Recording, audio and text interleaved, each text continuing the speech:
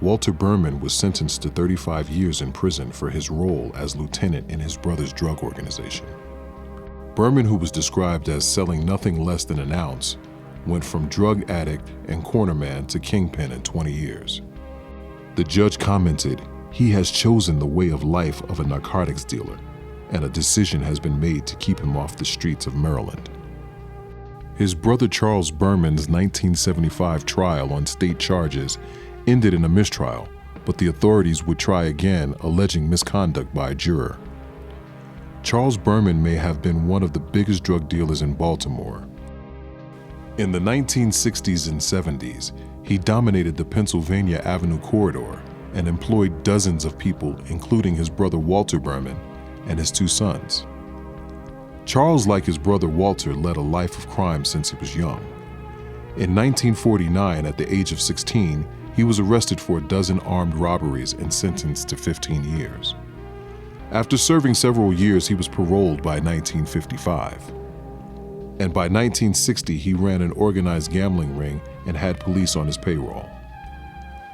Living a double life, Burman was also a bounty hunter and a bail bondsman working for Charles Dixon Jr.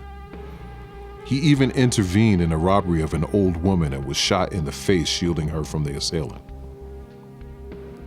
Despite his good deeds, Burman was robbed of thousands of dollars in his home by well-known stick-up guys in 1966. And 2 years later, an attempt was made on his life, and many believe the same men were responsible.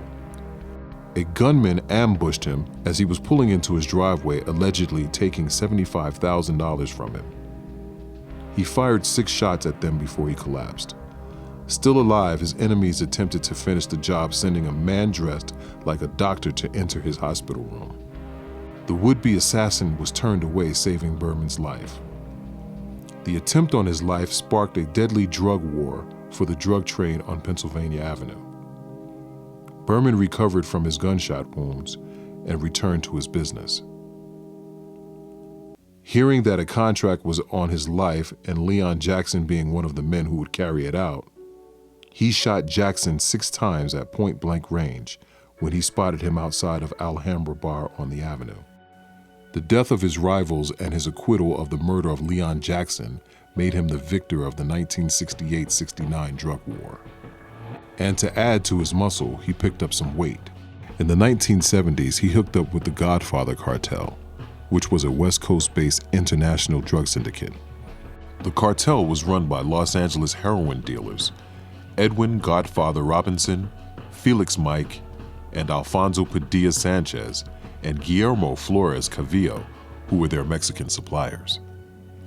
The Godfather Drug Organization transported drugs from Mexico to Los Angeles and then to the East Coast, supplying cities from Philadelphia to Miami. Their main contacts in Baltimore were Leroy Tiller Jr. and James K. Conway, who was a city police officer. The majority of Tiller and Conway's heroin went to Charles Burman, giving him an advantage over the other dealers and allowing him to sew up the Pennsylvania Avenue trade. Aside from being supplied his heroin by police officers, his drug operation was protected by them, and he ensured this with bribes to the department's top brass. In 1974, the West Coast faction of the Godfather Cartel were busted after selling 5 pounds of heroin to an undercover agent. All of the top-level members, including Edward Robinson, Felix Mike, Leroy Tiller Jr., and James K. Conway, elected to testify against underling Charles Burman, who for some reason was the Fed's main target. Federal agents, Maryland State Police, and Baltimore police began surveilling Burman and installed wiretaps on his phone. While listening in on phone calls, they learned of a heroin deal that was to take place. When they spotted Burman in his 1975 Mercedes-Benz on his way to the drop-off, instead of pulling him over, they began to open fire.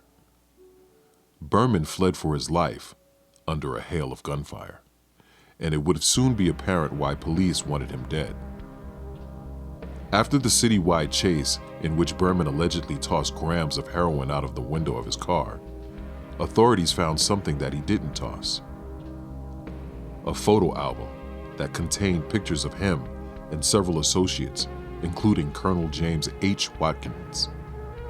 There had long been rumors of Baltimore police controlling the dope trade on Pennsylvania Avenue. And in the months before Burman's arrest, several dealers who could link high-ranking brass to dope sales were mysteriously killed.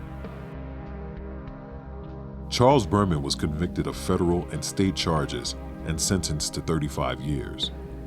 The people who supplied him, Leroy Tiller, James Conway, Felix Mike, and Godfather Robinson, received sentences of less than 5 years for cooperating against him. Burman agreed to testify against Colonel Watkins in exchange for dismissal of the charges against his sons. Watkins was a decorated officer who joined the Baltimore police force in 1951. He was charged with bribery, misconduct, and obstruction of justice for taking payoffs and helping to plan the robbery of a supermarket. A long list of Pennsylvania Avenue dealers, including Dolores Bailey, Big Lucille Westcott, and Avon Simmons, lined up to take the stand. They testified that Watkins would park his patrol car at Dorsey Filling Station on Mosher Street and wait for local dealers to come and give him bribes. If they did not pay him, they could not operate in the 1500 block of Pennsylvania Avenue. Several character witnesses testified on his behalf, including Juanita Mitchell, mother of Perrin Mitchell. Watkins' first trial ended in a conviction, but he appealed his sentence. The second trial in 1978 ended in an acquittal on all charges. And in another strange turn of events, the prosecutor who brought the case against him had his house shot up.